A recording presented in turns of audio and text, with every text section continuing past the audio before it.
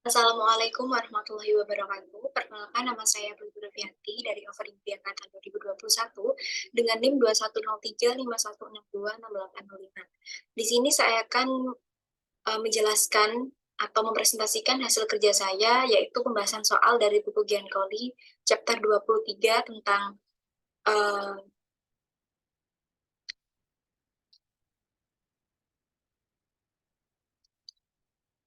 23 di subchapter 23 strip 5 atau refraction di nomor 30. Jadi untuk penjelasan lebih lanjut, saya akan menjelaskan menggunakan Word atau jawaban dari saya yang sudah saya kerjakan sebelumnya. Izin share screen-nya.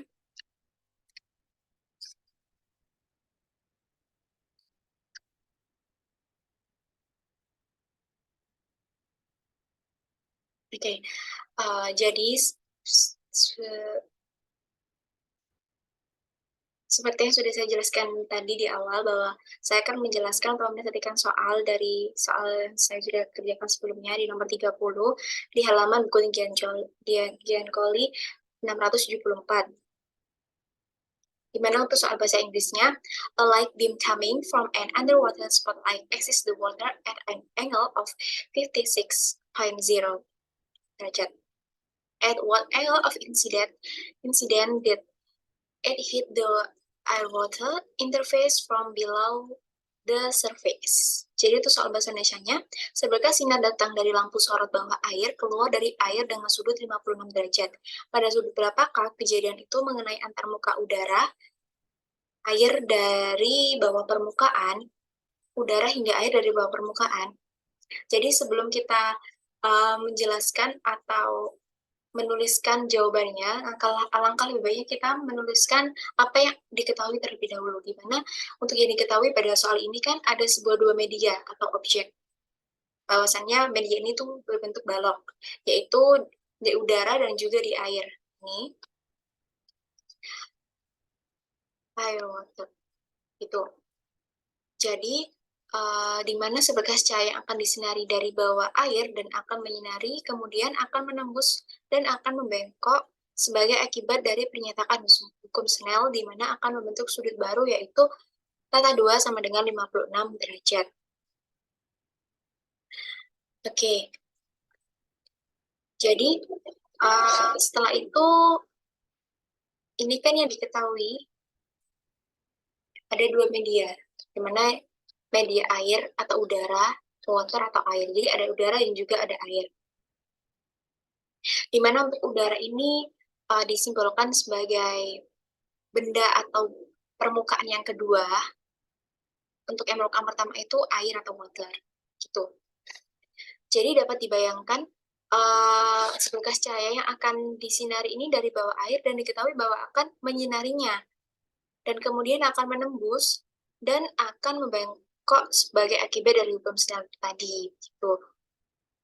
Jadi dapat dituliskan yang diketahui pada soal kan spotlight exits the water at an angle of 56. Nah, seberkas sinar itu dari lampu sorot bawah air keluar dari air dengan sudut 56. Jadi air itu tadi kan diibaratkan sebagai udara, atau maksudnya itu air itu kan udara. Jadi diibaratkan jadi permukaan kedua. Dari itu tata duanya itu 56 derajat gitu. Kemudian kita ketahui bahwa indeks bias, di mana indeks bias air atau udara itu sama dengan 1, dan indeks dari air atau indeks water itu tadi itu sama dengan 1,33. Jadi ini kita tuliskan ada sudut datang dan juga, nah bentar, sebelum itu sudut datang itu kan sudut antara balok dan garis normal. Jadi sudut antara balok dan garis normal ini tepat yang tegak lurus dengan permukaan. Jadi sudut datang itu sudut antara balok dan garis normal yang tegak lurus dengan permukaan. Itu. Kemudian disebut juga refraksi karena ketika meninggalkan sudut itu sudut antara itu dan juga garis normal, gitu. Jadi seperti apa yang sudah saya jelaskan tadi bahwa indeks bias itu kan ada dua. Jadi untuk soal ini itu membutuhkan dua cara. Jadi di dalam air ada medium juga udara. Jadi di dalam air itu ada medium dan di udara itu ada medium juga gitu. Jadi mengapa bentar.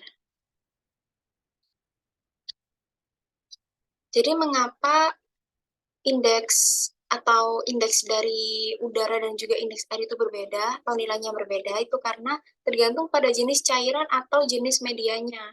Jadi ini kan medianya itu kan balon, dan yang diketahui kan udara dan juga air. Otomatis indeks atau nilai indeks biasnya tuh juga akan berbeda gitu. Jadi setelah diketahui apa yang diketahui, ini kan yang dicari sudut berapakah kejadian itu mengenai antar muka. Jadi dapat diibaratkan yang dicari itu theta 1 atau sudut ini sudut berapa pada kejadian antar muka udara sampai air dari bawah permukaan air hingga bawah permukaan gitu. Jadi ini kita menentukan sudut yang mengenai antar muka udara sama air itu kan theta 1 kita simbolkan dengan menggunakan rumus hukum Snell, yaitu N1 sin theta 1 sama dengan N2 sin theta 2. Nah, menggunakan hukum Snell ini pada dasarnya kan sangat berhubungan dengan indeks bias, dan pada dasarnya hanya memberitahu bagaimana cara mengubah sudut berubah sebagai akibat berpindah dari suatu media, dari media atau dari suatu media ke media yang lain. Jadi dapat disimpulkan hanya menghubungkan pembengkokan cahaya dari media ke media yang lain. Jadi untuk rumusnya ini, karena sudah diketahui nilai dari theta 2 atau sudut yang ini tadi, sudut yang keluar dari lampu sorot bawah air, itu kan theta 2. Dan nilai indeks bias itu kan juga sudah diketahui bahwa N1 itu tadi 1,33 dan N2 tadi sama dengan 1. Jadi langsung saja disubstitusikan ke persamaan hukum Snell tadi. Jadi kita tuliskan persamaan hukum Snell tadi, N1 sin theta 1 sama dengan N2 sin theta 2. Untuk N1-nya kan indeks bias dari air itu 1,33.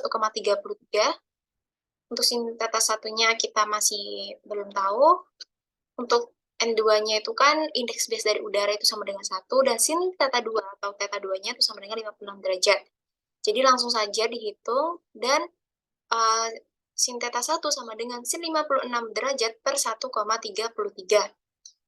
Langsung saja untuk theta 1-nya sama dengan sin pangkat negatif 1 atau sin 56 derajat per 1,33 dihasilkan 38,56 derajat atau sama dengan 38,6 derajat atau dibulatkan. Jadi besar sudut ketika mengenai antar muka udara hingga air dari bawah permukaan itu adalah 38,6 derajat atau theta 1 sama dengan 38,6 derajat. Tuh.